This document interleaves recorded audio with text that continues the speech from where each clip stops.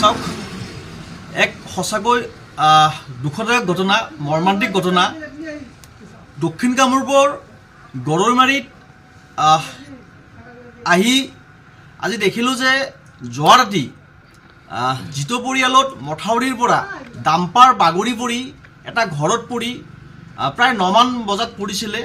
পৰাৰ পাছত প্ৰায় 3 ঘণ্টা সময় থকাৰ পাছত সেই ডাম্পাৰখন উঠাইছিলে আৰু তাৰ ফলত আমি গম পালোঁ যে তাত দুজন তাত সেই পৰিয়ালৰ মহিলাজনী আৰু লগতে এজনী সন্তান সেই ঘটনাটোত মৃত্যুবৰণ কৰিব লগা হৈছে।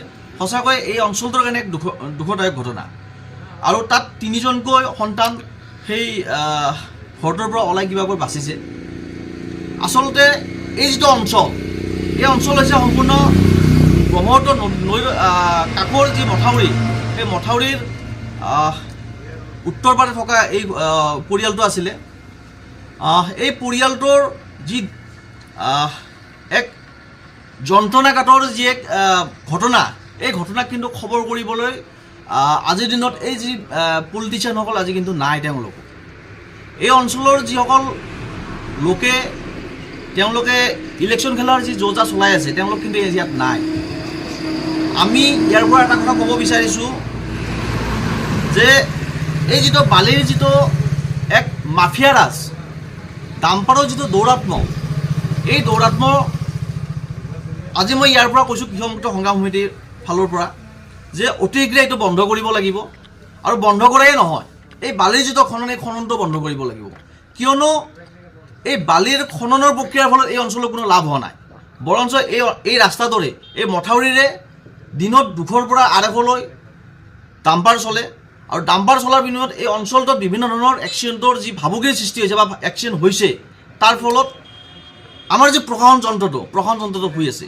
আচলতে DFO ডাঙৰীয়া, ৰেঞ্জাৰ ডাঙৰীয়া ইয়াতে কি মেনেজ হৈছে নেকি? আৰু আমি যোৱাকালি এটা ভিডিঅ'ৰ যোগে আমি জানিব পাৰিলোঁ যে ৰেকিবুদ্দিন আহমেদ ডাঙৰীয়া আহি ইয়াতে তেখেতে সমবেদনা জনাইছে এই পৰিয়ালটোক। আচলতে সমবেদনা জনাই তেখেতৰ দায়িত্ব সামৰিবনে, তেখেতৰ কিবা আকৌ বেলেগ দায়িত্ব আছে? তেখেতে ইমান দিনে জানিব পৰা নাছিলে নেকি যে এই অঞ্চলটোত যে ডাম্পাৰসমূহ চলি আছিলে, এই অঞ্চলটোত যে অবৈধভাৱে মথাউৰি যে দাঁতিকাষৰীয়া অঞ্চলতে যে বালি খানন কৰি আছে, এই কথাবিলাক তেখেতে গম পোৱা নাছিলে নেকি? তেখেত MLA হোৱাৰ পাছত, তেখেত বিধায়ক হোৱাৰ পাছত এই অঞ্চলটোত কেনেকৈ এই 2 নম্বৰী কাম কাজ হ'ব পাৰিলে? কেনেকৈ বাৰে বাৰে এই অঞ্চলত এক্সিডেণ্ট হ'ব পাৰিলে? আজি কিছুদিন আগত এক্সিডেণ্ট হৈছে। আমি ইয়াৰ পৰা মোৰ লগত থকা এই মানুহখিনি, এই অঞ্চলৰ মানুহ, তেখেতসকলে মোক জনালে যে কিছুদিন আগত ইয়াতে এক্সিডেণ্ট হৈছে। তো বাৰে বাৰে এক্সিডেণ্ট হোৱাৰ পিছত আচলতে যেতিয়ালৈকে মৃত্যু নহয়, যেতিয়ালৈকে এই আমাৰ সৰ্বসাধাৰণ যি খাটি খোৱা, যি হজা, যি শ্ৰমিক পৰিয়াল, যি কৃষক পৰিয়ালৰ যেতিয়ালৈকে মৃত্যু নহয়, তেতিয়ালৈকে এই ৰেকিবুদ্দিন আহমেদ ডাঙৰীয়াৰ দৰে যি নেতাসকল আছে, এই হিমন্ত বিশ্ব শৰ্মা ডাঙৰীয়াৰ দৰে যি নেতাসকল আছে, এই DFO বা এই ৰেঞ্জাৰসকলৰ দৰে যি অফিচাৰসকল আছে, তেওঁলোকে তেতিয়ালৈকে হাৰ নাপায় নেকি?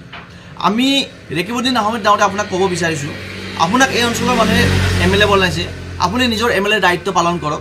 আৰু DFO ডাঙৰীয়া, আপুনি কিহৰ কমিশ্যনাৰৰ অংক কৰি আছে? আপুনি কমিশ্যনাৰৰ অংক বাদ দিয়ক।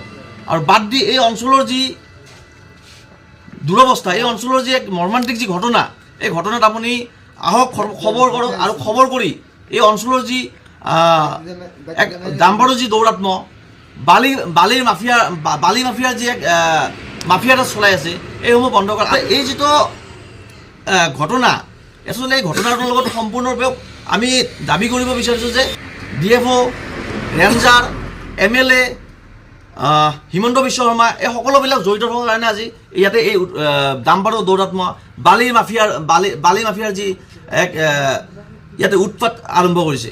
আমি অনতিবিলম্বে দাবী উত্থাপন কৰিছোঁ হিমন্ত বিশ্ব শৰ্মা ডাঙৰীয়া, ইয়াতে বালি খনন, যি অবৈধ বালি খনন প্ৰক্ৰিয়া, অবৈধ যি গাড়ীৰ চলাচল প্ৰক্ৰিয়া, এইসমূহ বন্ধ কৰা। আৰু আমি এটা কথা জানিব পাৰিলোঁ যে ইয়াতে হেনো